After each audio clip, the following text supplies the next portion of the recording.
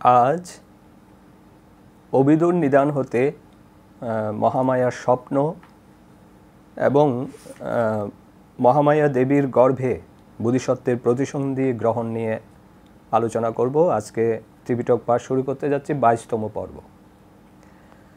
অবিদুর নিদান, মহামায়ার স্বপ্ন। তার আগে বলে রাখি, জগতে 3 প্রকার কোলাহলের কথা বলা হয়েছে। প্রথমে এই সম্পর্কে একটু ধারণা দিই। বোধিসত্ত্ব তুষিত স্বর্গে অবস্থান করিবার সময়েই পৃথিবীতে বুদ্ধ কোলাহল দেখা দিয়েছিল। সাধারণত জগতে 3 প্রকারের কোলাহল উৎপন্ন হইয়া থাকে: কল্প কোলাহল, বুদ্ধ কোলাহল ও চক্রবর্তী কোলাহল। রক্তবর্ণ বস্ত্র পরিহিত অতীব বিকৃত বেশধারী লোকবুজ্জ নামক কামাবচর দেবগণ নগ্নশিরে আলোলায়িত কেশে মনুষ্যপথে বিচরণশীল ও ররুদ্যমান অবস্থায় উভয় হস্তে অশ্রুমোচন করিতে করিতে জগতে ঘোষণা করেন যে 1,00,000 বর্ষ পরে কল্প সৃষ্টি হইবে, অর্থাৎ এই হইতে 1,00,000 বৎসর অতিক্রান্ত হইলে নবকল্পের সৃষ্টি হইবে। অতএব এই জগৎ বিনষ্ট হইয়া যাইবে, মহাসমুদ্র শুকাইয়া যাইবে এবং পর্বতরাজ সুমেরু সহ মহাপৃথিবী দগ্ধ হইয়া বিনষ্ট হইবে। এইরূপে ব্রহ্মলোক অবধি সব সৃষ্টি সম্পূর্ণরূপে ধ্বংস হইয়া যাইবে। বন্ধুগণ, সকলে মৈত্রী ভাবনা করো, করুণা, মুদিতা ও উপেক্ষা ভাবনা করো এবং মাতা পিতা ও বয়োজ্যেষ্ঠদের সেবা করো। ইহাকে বলা হয় কল্প কোলাহল। এই হইতে সহস্র বৎসর অতিক্রান্ত হইলে জগতে সর্বজ্ঞ বুদ্ধের আবির্ভাব হইবে। লোকপাল দেবগণ ইহা অবগত হইয়া পৃথিবীতে বিচরণ করিতে করিতে ঘোষণা করেন যে এই হইতে সহস্র বৎসর পর জগতে সর্বজ্ঞ বুদ্ধ উৎপন্ন হইবেন। ইহাকে বলা হয় বুদ্ধ কোলাহল। শতবর্ষ পর জগতে চক্রবর্তী রাজা উৎপন্ন হইবেন। দেবগণ মনুষ্যলোকে বিচরণ করিতে করিতে এই সংবাদ ঘোষণা করেন যে বন্ধুগণ, এই হইতে 100 বর্ষ অতিক্রান্ত হইলে জগতে চক্রবর্তী রাজা উৎপন্ন হইবেন। ইহাকে বলা হয় চক্রবর্তী কোলাহল। এই ত্রিবিধ কোলাহল জগতের বৃহত্তর কোলাহল নামেই অভিহিত। তন্মধ্যে বুদ্ধ কোলাহলের শব্দ শ্রবণ করিয়া 10 সহস্র চক্রবালের সকল দেবতা এক স্থানে সম্মিলিত হইয়া অমুক সত্য বুদ্ধ হইবেন জানিতে পারিয়া সকলে তাহার নিকট উপনীত হইয়া আয়াচন করেন।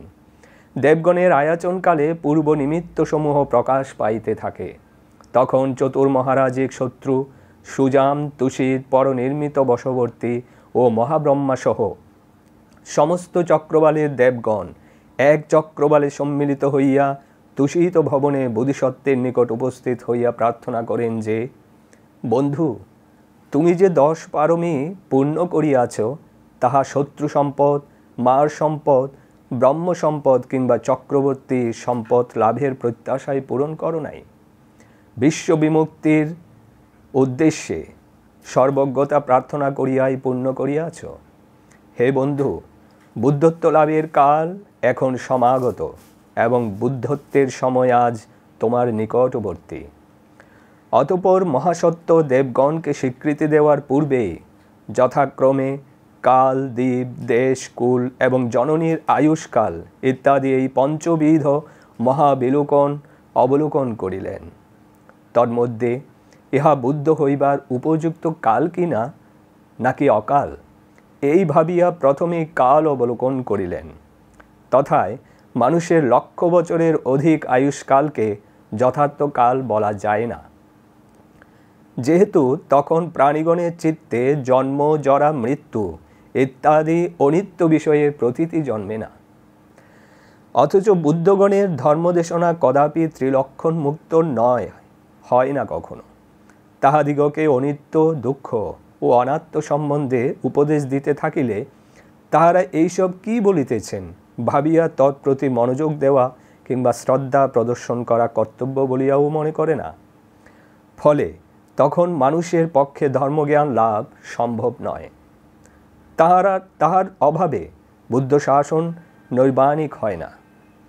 তদ্হেতু ইহা বুদ্ধোৎপত্তির পক্ষে অকাল বলা হইয়াছে। শতবর্ষের কম আয়ুষ্কালও বুদ্ধ আবির্ভাবের উপযুক্ত কাল নয়, যেহেতু তখন প্রাণীগণ অত্যধিক কলুষ পরায়ণ থাকে।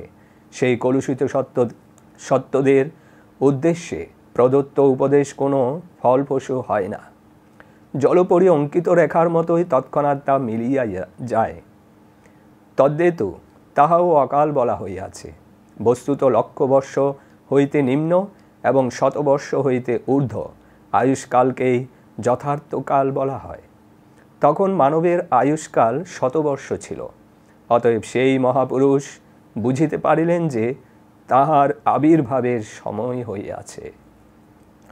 অতএব তিনি দ্বীপ অবলোকন মানুষে ক্ষুদ্র ক্ষুদ্র দ্বীপমালা পরিবেষ্টিত চতুর মহাদ্বীপ অবলোকন করিয়া দেখিতে পাইলেন যে একমাত্র জম্বুদ্বীপেই বুদ্ধ উৎপন্ন হইয়া থাকেন। অন্য 3 দ্বীপে বুদ্ধের আবির্ভাব নাই। তৎপর তিনি 10,000 যোজন বিস্তৃত বিশাল জম্বুদ্বীপের কোন প্রদেশে বুদ্ধ উৎপন্ন হন স্থান অবলোকন করিয়া মধ্যম দেশ দেখিতে পাইলেন। মধ্যম দেশের সীমা পূর্ব দিকে কজঙ্গল নামক নগর, তার অপর দিকে মহাশাল, তারপর প্রত্যন্ত জনপদ, পূর্ব দক্ষিণ কোণে সললবতী নদী, তার অপর দিকে প্রত্যন্ত জনপদ, দক্ষিণ দিকে শ্বেতকর্ণিকা নামক নগরী, তৎপর প্রত্যন্ত জনপদ, পশ্চিম দিকে থুর নামক ব্রাহ্মণ গ্রাম, তৎপর প্রত্যন্ত জনপদ, উত্তর দিকে উশিরধ্বজ নামক পর্বত, তৎপর প্রত্যন্ত জনপদ। উপরি বর্ণিত সীমার মধ্যভাগের স্থানটি মধ্যম দেশ নামে অভিহিত। বিনয় পিটকে উল্লেখিত এই মধ্যম দেশ দৈর্ঘ্যে 300 যোজন, বিস্তারে 250 যোজন এবং ইহার পরিধি 900 যোজন। এই প্রদেশে বুদ্ধ, পচ্ছেকা বুদ্ধ, অগ্রশ্রাবক, চক্রবর্তী রাজা এবং অন্যান্য মহাক্ষমতাশালী ক্ষত্রিয়, ব্রাহ্মণ, গৃহপতি ও মহাশ্রেষ্ঠীগণ উৎপন্ন হইয়া থাকেন। ইহার বর্তমান নাম কপিলবস্তু নগর। আমার তথায় উৎপন্ন হওয়া উচিত। বোধিসত্ত্ব এই সিদ্ধান্ত গ্রহণ করিলেন। অতঃপর তিনি কুল অবলোকন করিতে করিতে দেখিতে পাইলেন যে বুদ্ধগণ কদাপি বৈশ্য কিংবা শূদ্রকুলে জন্মগ্রহণ করেন না। বিশ্ববিশ্রুত ক্ষত্রিয় অথবা ব্রাহ্মণ এই 2 কুলেই জন্মগ্রহণ করিয়া থাকেন। বর্তমান জগতে ক্ষত্রিয় কুলই শ্রেষ্ঠ। সুতরাং তথায় জন্মগ্রহণ করিব। শুদ্ধোদন নামক নরপতি আমার পিতা হইবেন। তারপর জনয়িত্রী পর্যবেক্ষণ করিতে করিতে দেখিলেন বুদ্ধমাতা কখনো লোভী, চরিত্রহীনা এবং মদ্যপায়িনী হন না। তাহারা লক্ষ কল্পাবধি পারমিপূর্ণ এবং জন্মাবধি অখণ্ডভাবে পঞ্চশীল রক্ষা করেন। মহামায়া নাম্নী দেবী এতাদৃশ সেই নারী। অতএব তিনিই আমার জননী হইবেন। তাহার আয়ুষ্কাল আর কতদিন অবশিষ্ট আছে অবলোকন করিয়া 10 মাস 1 সপ্তাহ মাত্র দেখিতে পাইলেন। অর্থাৎ বোধিসত্ত্ব স্বর্গে তার আয়ুষ্কাল আর কতদিন আছেন সেটাই দেখেছেন। এইভাবে পঞ্চমহাবিলোকন অবলোকন করিয়া দেবগণের প্রস্তাবে স্বীকৃত হইয়া তাহাদিগকে প্রতিশ্রুতি দিয়া বলিলেন, বন্ধুগণ, প্রকৃতই আমার বুদ্ধ হইবার সময় আসন্ন। এখন তোমরা যাইতে পারো। এই প্রকারে দেবগণকে বিদায় দিয়া স্বয়ং তুষিত দেবগণ কর্তৃক পরিবৃত হইয়া নন্দবনে প্রবেশ করিলেন। সব দেবলোকেই নন্দবন আছে। দেবগণ তথায় তাহাকে এখান হইতে চ্যুত হইয়া সুগতিতে যাও এই বলিয়া পূর্বকৃত কুশল কর্মসমূহ স্মরণ করাইয়া দিতে লাগিল।